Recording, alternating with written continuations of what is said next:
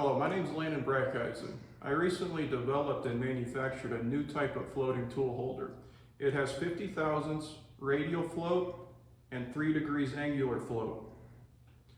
It uses the commonly available ER32 collets, and it uses interchangeable shanks. Today what we're going to do is offset our workpiece by 30 thousandths.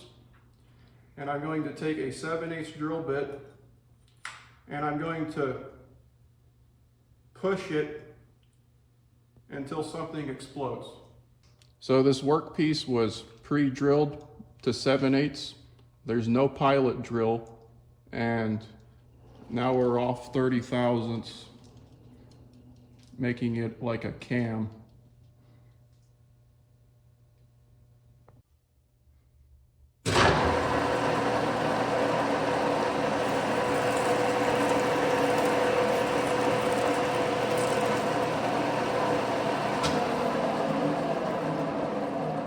Okay, so this is just meant to be a robustness test of this floating tool holder.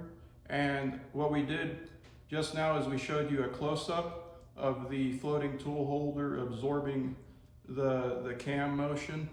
And what we're going to do now is I want to show you how vigorously I can crank my handle.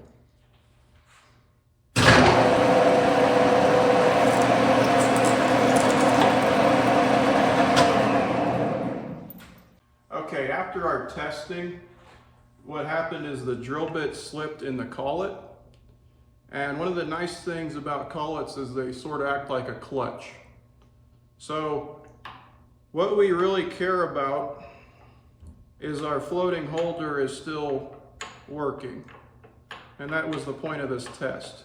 And we did chip our drill bit, and we were pushing it a bit too hard.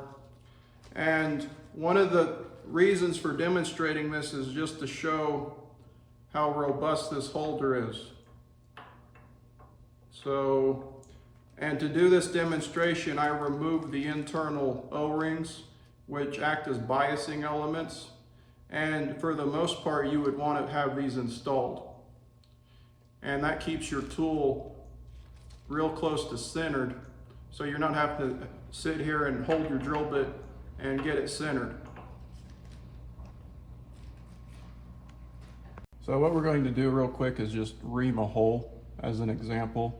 So floating tool holders are primarily used by gunsmiths and machinists to ream holes. And this is a chamber reamer. And this is just a straight reamer. This is just a .221 reamer. And I drilled a 200 thousandths hole, and all I wanted to do is just ream a hole, and we can see this thing can float around.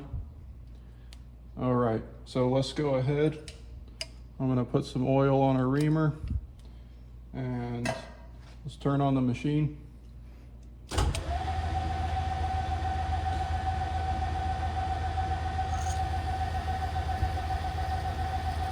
And as the chips build up, we'll just pull out, and we can blow the chips off like this. And what we can do is purposely unscrew it from the arbor.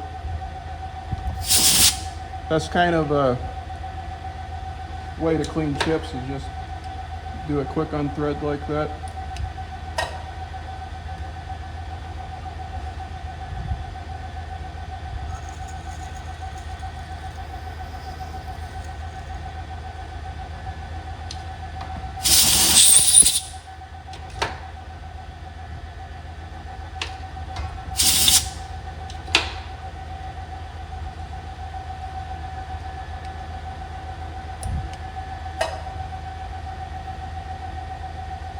We'll slowly, when we get to that start,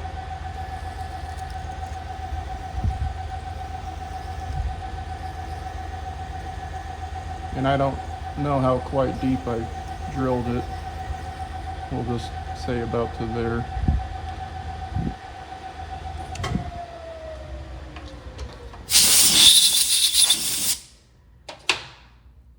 And there's a reamed hole So you can use all different types of shanks with this floating tool holder. It uses the common 1 1/2 18 threads per inch boring head thread. So you can use straight shanks and Morse taper shanks. These shanks I have designed and manufactured are meant to be as compact as possible. So when you thread them in, they end up about flush.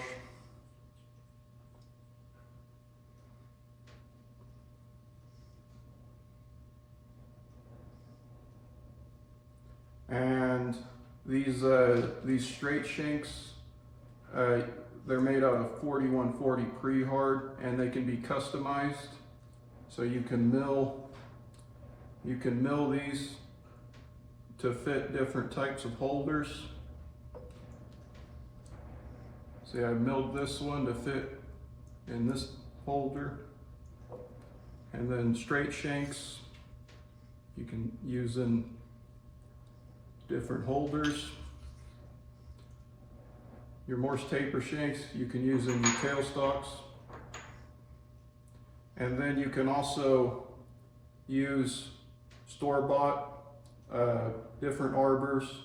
This is for a milling machine. I wanted to give a brief introduction to ER32 collets.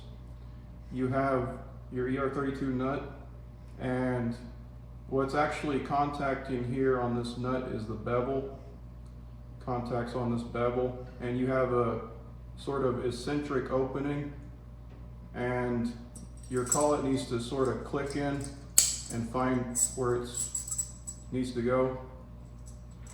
And when you tighten your tool into this,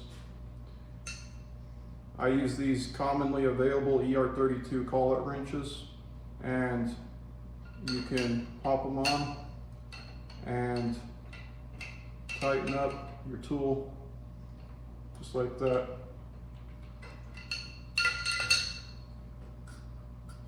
And if you're struggling to get your collet to pop back out, try to rotate and put force on it.